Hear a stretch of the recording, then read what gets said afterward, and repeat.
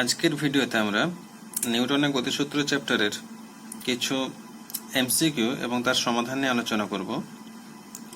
এমসিকিউগুলি খুবই বুদ্ধিদীপ্ত কয়েকটি কোয়েশ্চেন আছে এর মধ্যে, যেগুলো থিওরির অংশটা ভালোভাবে বুঝে নিলে সহজেই করে নেওয়া যাবে, কোনো ক্যালকুলেশন প্রয়োজন পড়বে না। তো যতগুলি এমসিকিউ আমি আলোচনা করতে চাইছি তার কিছু অংশ আজকে পার্ট 1 ভিডিওতে দেব, পরে আরও কিছু এমসিকিউ নিউটনের চ্যাপ্টার থেকে অন্য ভিডিওতে দেব। তো প্রথমে আমরা যে কোয়েশ্চেনটা নিয়ে আলোচনা শুরু করব, একটি গাড়ি যে বলের জন্য সামনের দিকে ত্বরণ প্রাপ্ত হয় তা কে প্রদান করে? একটা গাড়ি যখন রাস্তায় চলে তার উপর একটা বল দিতে হয়, সেই বলটা কে প্রদান করে? তো আপাত দৃষ্টিতে আমরা গাড়ির ইঞ্জিনটাকেই বেছে নেই যে গাড়ির ইঞ্জিন বলটা দিচ্ছে, কিন্তু প্রকৃত যেহেতু আমরা ফিজিক্স নিয়ে পড়াশোনা করছি, নিউটনের গতিসূত্র অধ্যায়ে আছি, তাই আমাকে একদম খুঁটিনাটি আভ্যন্তরীণ ব্যাপারগুলো জানতে হবে। অ্যাকচুয়ালি যেটা হয় যে গাড়ির ইঞ্জিন তো বল দেয় চাকার উপরে, চাকা ঘোরানোর জন্য। সেই চাকা ঘুরতে গিয়ে রাস্তার উপরে একটা বল প্রদান করে। সেই রাস্তার উপরে যে ক্রিয়াটা গাড়ির চাকা করলো তার ফলস্বরূপ রাস্তার চাকার উপরে একটা প্রতিক্রিয়া বল দেয়। সেই প্রতিক্রিয়া বলের জন্যই কিন্তু গাড়িটা সামনের দিকে যায়। তাহলে প্রকৃতপক্ষে গাড়ির উপরে বলটা আসছে কিন্তু রাস্তার ঘর্ষণ বলের জন্য। রাস্তা যে প্রতিক্রিয়া বল দিচ্ছে, রাস্তাতে একটা ঘর্ষণ বল থাকার জন্য সে প্রতিক্রিয়া বলটা ও দিতে সক্ষম হয়। সেই প্রতিক্রিয়া বলের জন্যই কিন্তু গাড়িটা সামনের দিকে এগিয়ে যায়। নেক্সট একটা প্রশ্ন আছে। আগেরটা আমি এমনি গাড়ি বলেছিলাম ইঞ্জিন চালিত, কিন্তু এখন বলছে একটা ঘোড়া গাড়ির সামনের দিকে যদি এগিয়ে যায় সেক্ষেত্রে কে বল দেয়? গাড়ির উপর ঘোড়া বল, গাড়ির উপরে ঘোড়া নিশ্চয়ই বল দিচ্ছে, সেটা কিন্তু ক্রিয়া বল হয়েছে। ঘোড়া গাড়িটাকে টানছে, ক্রিয়া। আচ্ছা, ভূমির প্রতিক্রিয়া বলের অনুভূমিক উপাংশ একটা আছে, অবশ্যই এটাও কাজ করে, অনুভূমিক উপাংশটা কাজ করে। মাটির ঘর্ষণ বল কাজ করে, এটাও ঠিক। আর ডিএতে বলেছে ভূমির প্রতিক্রিয়া বলে অনুভূমিক উপাংশ এবং মাটির ঘর্ষণ বল। তা বি সি দুটোই ঠিক ছিল, আর দুটোই যেহেতু হবে, ডি এর অপশনে দুটোই দেওয়া আছে, তাহলে আমাদের প্রকৃতপক্ষে অ্যান্সারটা আসবে ডি। তা আমি একটু বলে নিই। তো মাটির ঘর্ষণ বলটা তো আমি গাড়ির ইঞ্জিনের বেলাতেও বললাম যে রাস্তার ঘর্ষণ বলটা আমাদের দরকার, ঘর্ষণ বল ছাড়া আমরা প্রতিক্রিয়া বলটা পাবোই না, সেটাও থাকছে। আর এই ক্ষেত্রে ঘোড়া পায়ের সাহায্যে মাটির উপর একটা বল দেয়, সেই বলটার একটা প্রতিক্রিয়া বল মাটি ঘোড়ার পায়ের উপরে ফিরিয়ে দেয়। সেই প্রতিক্রিয়া বলের যেটা অনুভূমিক উপাংশ সেটার জন্য সামনের দিকে এগিয়ে যায়, যেটা আমরা রোলার টানা ঠেলার ক্ষেত্রে শিখেছিলাম যে অনুভূমিক উপাংশ সামনের দিকে এগিয়ে যেতে সাহায্য করে। তাহলে এই ক্ষেত্রে অনুভূমিক উপাংশ থাকছে এবং মাটির ঘর্ষণ বলও থাকছে, অর্থাৎ আমরা অপশন ডিটাকে সঠিক অ্যান্সার হিসেবে পেলাম। পরেরটা, এটাও খুব একটা বুদ্ধিদীপ্ত প্রশ্ন। সম উষ্ণতার দুটি বস্তু পরস্পরের সঙ্গে অস্থিতিস্থাপক সংঘর্ষ ঘটালে নিচের কোন রাশিটি ধ্রুবক থাকবে? অস্থিতিস্থাপক সংঘর্ষ হয়েছে, আমরা ভরবেগের সংরক্ষণ সূত্র শিখেছি থিওরি অধ্যায়ে। অস্থিতিস্থাপক সংঘর্ষের ক্ষেত্রে আমি বলে রাখি, সংঘর্ষটা যেমনই হোক, স্থিতিস্থাপক বা অস্থিতিস্থাপক, ভরবেগ সর্বদাই ধ্রুবক থাকবে। যদি স্থিতিস্থাপক হয় সেক্ষেত্রে কিন্তু তার মোট গতিশক্তিটাও ধ্রুবক থাকতো, কিন্তু এখানে অস্থিতিস্থাপকের বেলায় বলে রাখি যে ভরবেগটা আমরা ধ্রুবক পাবো, কিন্তু তার তাপমাত্রা পরিবর্তন হয়ে যাবে, গতিশক্তিও পরিবর্তন হয়ে যাবে, গতিবেগও পরিবর্তন হয়ে যাবে, যেহেতু অস্থিতিস্থাপক। স্থিতিস্থাপক হলে কিন্তু সবাই কনস্ট্যান্ট থাকবে, আর অস্থিতিস্থাপক বেলায় শুধুমাত্র ভরবেগটাকে আমরা কনস্ট্যান্ট পাবো। নেক্সট, সমভরের দুটি বস্তুকণা যথাক্রমে u1 ও u2 গতিবেগ নিয়ে পরস্পরের সঙ্গে সংঘাত ঘটালো। সংঘাতের পর তাদের গতিবেগ যথাক্রমে v1 ও v2 তে পরিবর্তিত হলো। যদি u1 square plus u2 square সমান v1 square plus v2 square হয়, তাহলে স্থিতিস্থাপক গুণাঙ্ক e এর মান কত? আচ্ছা, এটা আমি একটু খাতায় সমাধানটা দেখে নেওয়ার চেষ্টা করছি। প্রথমেই সংঘর্ষ গুণাঙ্কটা একটু আলোচনা করে নেই।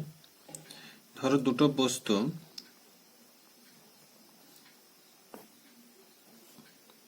একই অভিমুখে যাচ্ছে যাদের গতিবেগ u1 এবং u2, যদি u1টা বেশি হয় তাহলে ওরা পরস্পরকে ধাক্কা করবে, মানে u1টা আগে গিয়ে u2কে ধাক্কা দেবে। তারপর ধরে নাও ওরা v1 এবং v2 বেগ নিয়ে সামনে যেতে থাকলো। v1 এবং v2। সংঘর্ষ গুণাঙ্ক কাকে বলে? না, সংঘর্ষ গুণাঙ্ক হলো সংঘর্ষের পরে ওদের মধ্যে যে আপেক্ষিক গতিবেগ। আপেক্ষিক বেগ মানে দুজনের বেগের অন্তরফল, বিয়োগফল।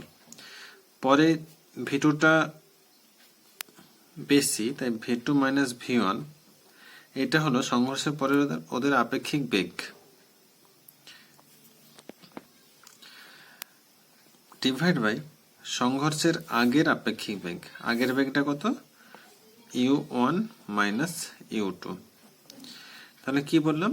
সংঘর্ষ গুণাঙ্ক হলো সংঘর্ষের পরে বস্তু দুটির আপেক্ষিক গতিবেগ বাই সংঘর্ষের আগে বস্তু দুটির আপেক্ষিক গতিবেগ। আপেক্ষিক গতিবেগ মানে এই ক্ষেত্রে আমরা শুধুমাত্র বিয়োগ করে নির্ণয় করে নিচ্ছি। আপেক্ষিক মানে দুজনের বেগের মধ্যে যেটা পার্থক্য, সেটা এদের আপেক্ষিক বেগ। আমি একই অভিমুখ বাদ দিয়ে যদি পরস্পর বিপরীত দিক থেকে আসে ধরে নেই, সেক্ষেত্রেও কোনো সমস্যা হবে না। ধরে নাও একদিক থেকে u1, অপর দিক থেকে u2 বেগে বস্তু দুটো পরস্পর কাছে এলো, তারপর ওদের মধ্যে ধাক্কা হলো এবং ধাক্কার পরে দুজনেই দূরে যেতে শুরু করলো।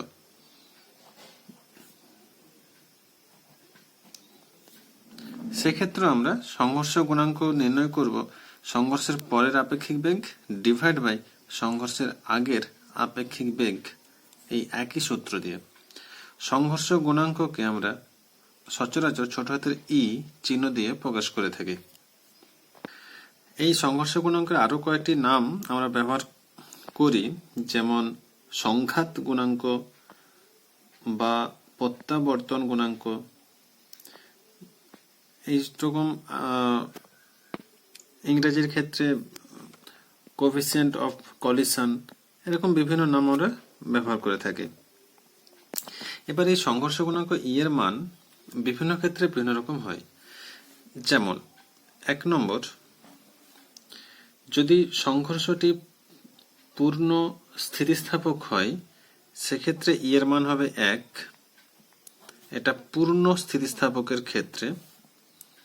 আবার যদি সংঘর্ষটি পূর্ণ অস্থিতিস্থাপক হয় সেক্ষেত্রে গুণাঙ্কের মান হবে 0। পূর্ণ অস্থিতিস্থাপক সংঘর্ষ মানে দুটো বস্তু বিপরীত দিকে এলো, ওদের ধাক্কা হয়ে ওরা পরস্পর চিটিয়ে গেল আর ওরা ছাড়লো না, সেই ক্ষেত্রে আমরা পূর্ণ অস্থিতিস্থাপক পাই। অর্থাৎ সংঘর্ষের পরের ওদের আপেক্ষিক বেগটা হয়ে যাচ্ছে 0, তাই উপরে 0 নিচে যাই থাকুক না কেন আলটিমেট টোটালটা 0 হয়ে যাচ্ছে। এটা পূর্ণ অস্থিতিস্থাপক বলে। সংঘর্ষ করে যদি ওরা পরস্পর চিটিয়ে যায়।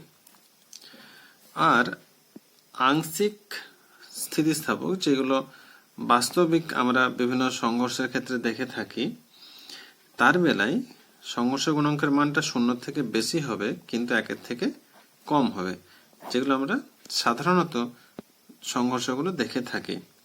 পূর্ণ অস্থিতিস্থাপক এবং পূর্ণ স্থিতিস্থাপক এইগুলো বাস্তবে আমরা খুব একটা পাবো না, এগুলো থিওরিটিক্যালি আমরা পেয়ে থাকি।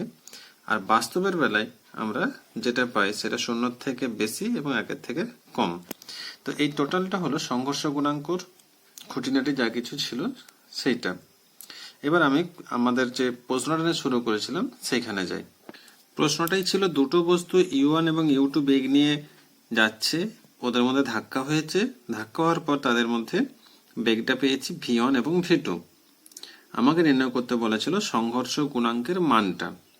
তো এই ক্ষেত্রে আরেকটা আমাদের প্রশ্নে বিষয় উল্লেখ করা ছিল যে u1 square plus u2 square সমান হবে v1 square plus v2 square. এটা আমার কোয়েশ্চেনে দেওয়া আছে। তো এখানে যদি আমি সব দিক থেকে হাফ এম গুণ করে দিই, 1/2 এম, আমি সবগুলোর সাথে গুণ করছি, 1/2 M U one square plus 1/2 M U two square সমান 1/2 M V one square plus 1/2 M V two square. তো এমটা কি? এমটা হচ্ছে বস্তুর ভর। সেক্ষেত্রে যেটা হলো, এটা গতিশক্তি রাশিমালা আমরা জানি। তো এখন আমরা যেটা পেয়ে গেলাম, বাম দিকটাই সংঘর্ষের আগের মোট গতিশক্তি, সংঘর্ষের পূর্বের মোট গতিশক্তি, এবং ডান দিকে পাচ্ছি সংঘর্ষের পরের মোট গতিশক্তি, দুটো সমান। এবার গতিশক্তি যদি সমান থাকে, অপরিবর্তিত থাকে, তখন আমরা সেই সংঘর্ষটাকে বলে থাকি পূর্ণ স্থিতিস্থাপক। অর্থাৎ এই ক্ষেত্রে যেহেতু গতিশক্তি অপরিবর্তিত পেয়েছি, তাই সংঘর্ষটি পূর্ণ স্থিতিস্থাপক সংঘর্ষ।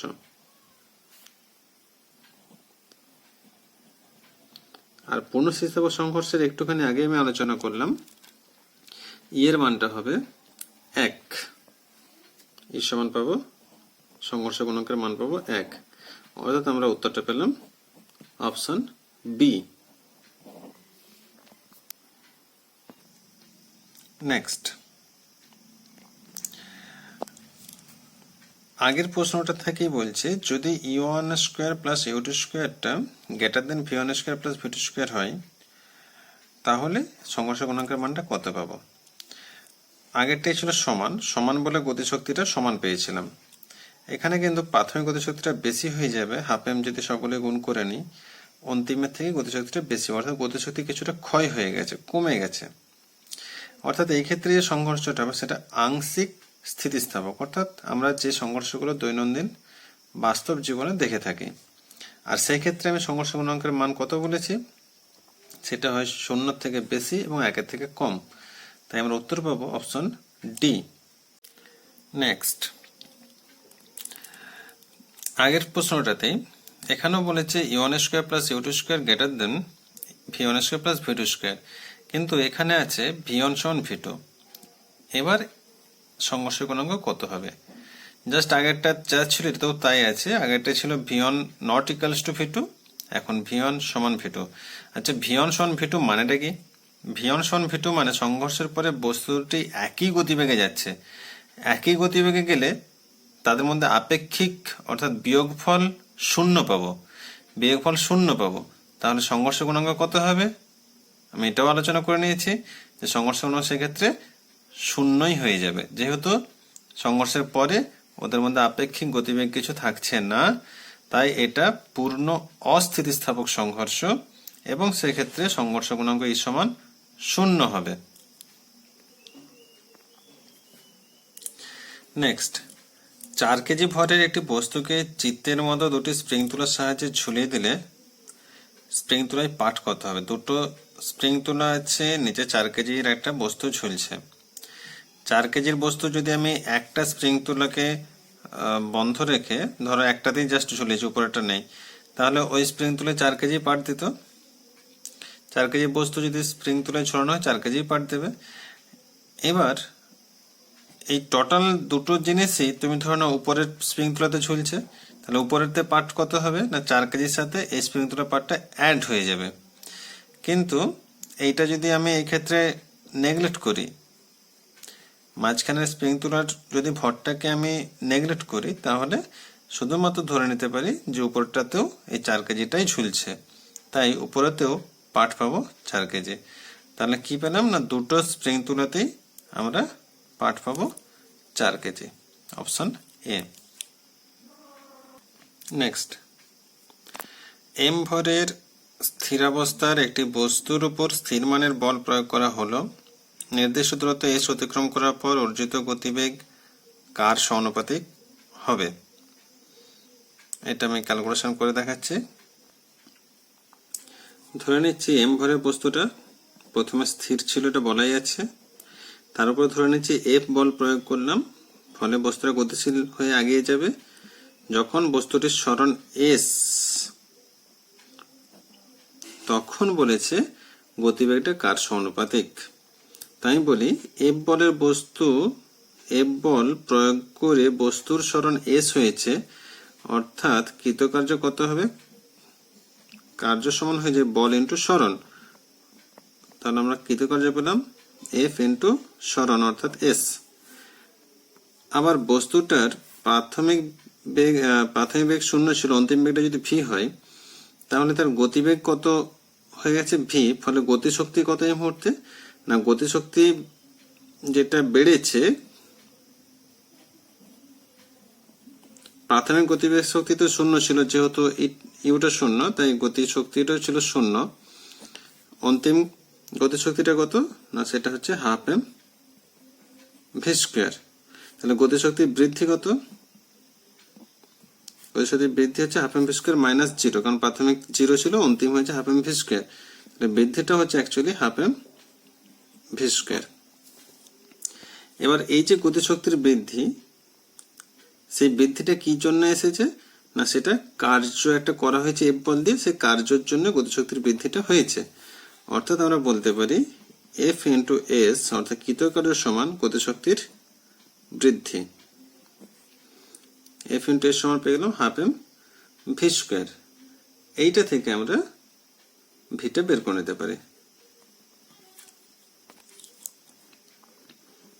ভি স্কোয়ার সমান পেয়ে যাব 2fs বাই এম, और ভি সমান পেয়ে যাব रूट ओवर ऑफ 2fs, এমটা নিচে আছে, বাই রুট এম, কারণ ভি স্কোয়ার থেকে ভি করেছে তাই রুট হয়ে গেছে। এবার এফ আর এস এখানে কনস্ট্যান্ট, কোশ্চেন আমার বলে আছে স্থির মানের বল এবং এস সরণ কোশ্চেনে বলা আছে। তাহলে আমরা পেয়ে গেলাম, উপরটা যদি কনস্ট্যান্ট ধরি তাহলে ভি সমানুপাতি পেয়ে যাব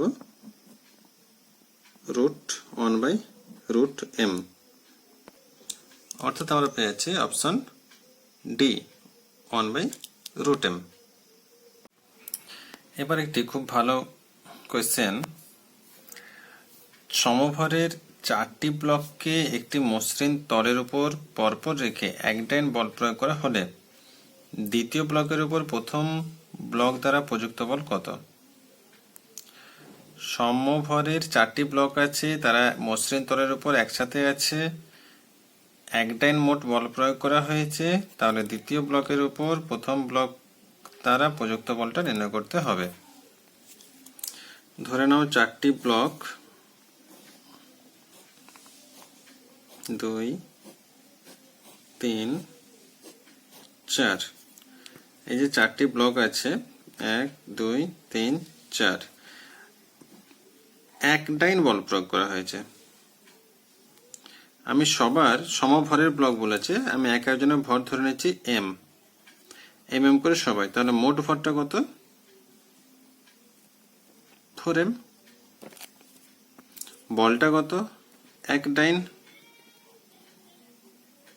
এবার আমরা কি জানি এফ সমান এম এ, আমরা জানি এফ সমান এম এ, সেখানে এফটা কত পেয়েছি, কোশ্চেনে দেওয়া আছে 1, ভরটা কত 4m ইন্টু এ, বা এ সমান নির্ণয় করতে পারলাম 1/4m। এ মানে এই বস্তুগুলির ত্বরণ, এ মানে ত্বরণ, তাহলে বস্তুর 4টেই কিন্তু 1/4m ত্বরণ নিয়ে গতিশীল হবে। আমি প্রথমে ত্বরণটা নির্ণয় করে নিলাম প্রত্যেকের, এই ত্বরণ কিন্তু সবার জন্য প্রযোজ্য, সবার ত্বরণ 1/4m। এবার এখন তারপরে জানতে চেয়েছে যে 1 নম্বর ব্লকটা 2 নম্বরের উপরে কত বল দেবে, এই সংযোগস্থলে কত বল পড়বে, 1 নম্বরটা 2 এর উপরে কত বল দেবে। আচ্ছা, 1 নম্বর আর 2 নম্বর সংযোগস্থলে যে বলটা পড়ছে 1 2 এর উপরে যেটা দিচ্ছে, অ্যাকচুয়ালি 1 নম্বর ব্লকটা এই 2 কে বল দেয়া মানে 2 3 4 তিনজনের উপরে বলটা পড়বে, কারণ তিনজনই গতিশীল হবে এই বলটার ফলে। তাহলে এই ক্ষেত্রে যে বলটা পড়েছে সেটা কত ভরের উপর পড়েছে, না এই 3টে ব্লকের যেটা মোট ভর তার উপরে পড়েছে। তাহলে দ্বিতীয় ক্ষেত্রে আমার ভরটা কত, ভরটা কিন্তু 3m, কারণ 3টে ব্লকের উপরে বলটা পড়ছে। আসলে বুঝতে পেরেছ। আর ত্বরণটা কিন্তু আমি বলেছি সবার ক্ষেত্রে 1/4m হবে, ত্বরণটা কিন্তু 1/4m দ্বিতীয় ক্ষেত্রেও। তাহলে এখন বলটা কত, বল হচ্ছে এফ সমান এম এর সূত্র, এমটা কত পেয়েছি 3m, ত্বরণটা কত নির্ণয় করেছি 1/4m। m কেটে দাও, আমরা পাচ্ছি 3/4। তাহলে এখন যে বলটা পেলাম সেটা 3/4 ডাইন, অর্থাৎ 1 নম্বর ব্লক 2 এর উপরে যে বলটা দেবে সেটা 3/4 ডাইন, অর্থাৎ আমরা পেলাম অপশন সি।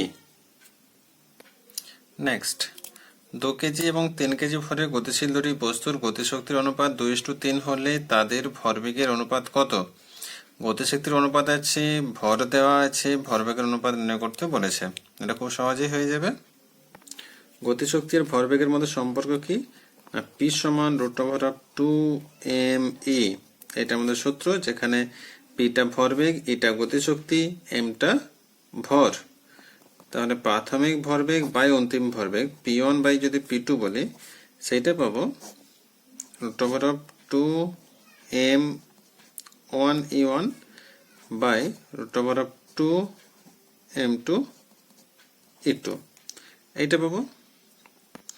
এবার কোয়েশ্চেনে কি ছিল? ভর ছিল 2 কেজি এবং 3 কেজি, গতিশক্তির অনুপাত ছিল 2:3, অর্থাৎ আমরা m1টা 2 কেজি দেওয়া আছে, m2টা 3 কেজি দেওয়া আছে, E1 বাই E2টা দেওয়া আছে 2/3, E1 বাই E2টা 2/3 দেওয়া আছে, সমান পুরোটা হোল রুট করে নিলাম। তাহলে 2 2 কেটে যাবে, m1 বাই m2 মানে 2/3, আবার E1 বাই E2 মানে সেটাও 2/3, এইটা পেলাম। এবার √4/9, তার মানে আমরা পাবো 2/3 অ্যান্সার। অতএব ভরবেগের অনুপাত পেলাম 2:3, অপশন বি।